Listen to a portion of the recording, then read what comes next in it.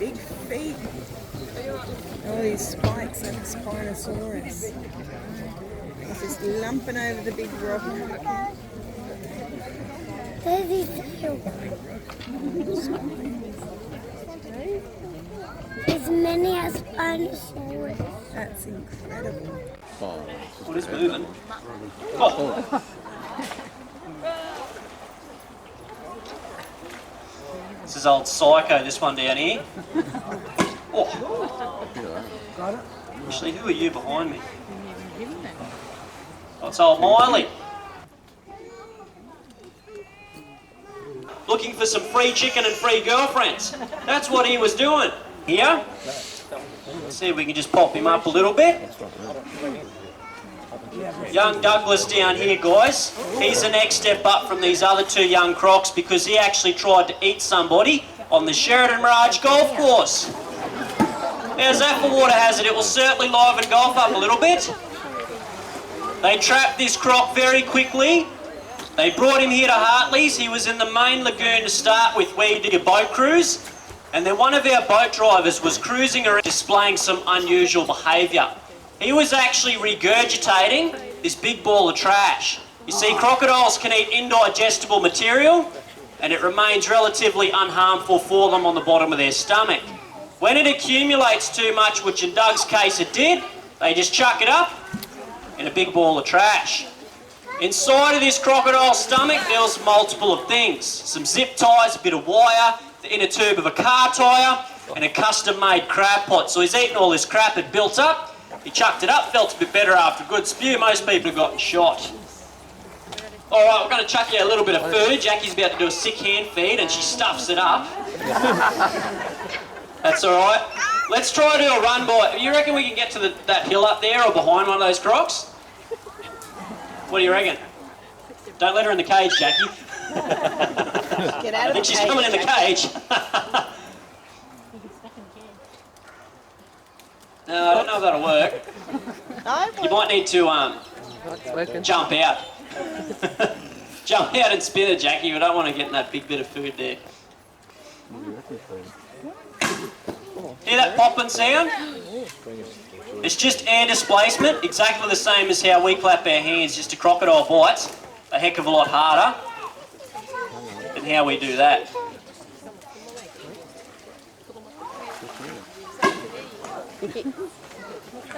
This one over here.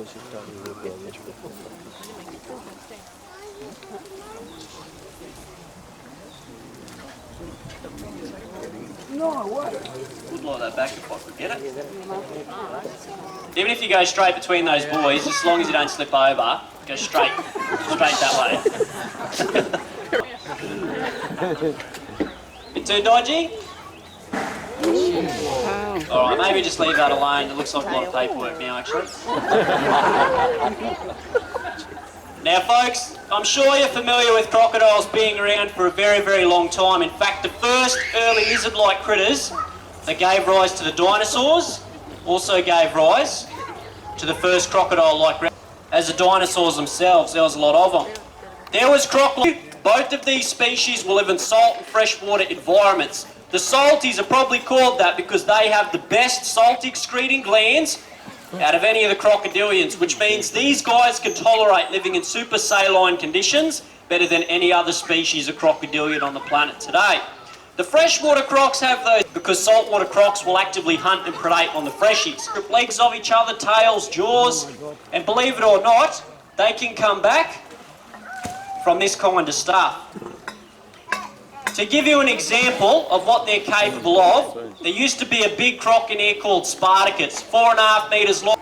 The saltwater crocs are also a very widespread species of crocodilian, so you don't just find them across the top end region of Australia. They go up into the Torres Strait Islands, Papua New Guinea, Indonesia. When they're a bit on the smaller side, like Psycho down here, or Madonna up on the bank, 2.5. If you were to give Douglas here 1 chicken a week and the girls in here half a chicken a week, they're well fed. Once they're nice and fat and healthy, which all of them are, 6 months to a year without food they could go, no problem at all. So we feed them smaller pieces more often, which will accumulate for their dietary needs. And we will give Douglas a bit of a reward at the end of the show. That's always a routine we do with him. But before we bring him up, guys, what I might do, definitely one of the most common ones we get asked every day of the week. They can reach up, speeds up and over 26, 27 k's an hour in the water. Yep, it's like a fast running pace for us. Only 7 k's an hour in the water. Yep. Don't question it. They'll outswim you. It is. So he's going to have a chew on it. She's going to chuck another one. Once he's swallowed. There we go.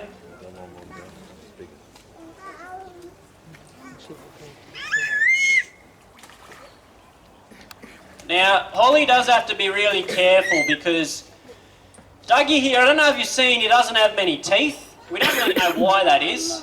But in our industry, reputation is everything, you see, and it's very embarrassing to be killed by a toothless crocodile.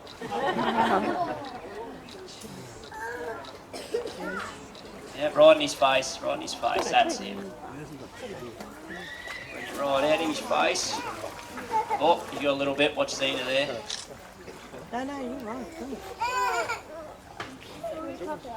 Once he swallows that, you might just have to give that to him on that first. Oh, give it a go. Just do one walk, and if he sort of drops back a bit, just give it to him on the first one.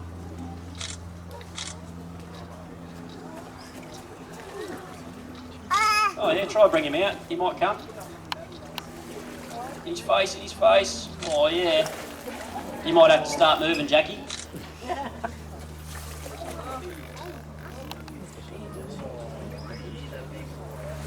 Alright, on this one I reckon you can give it to him.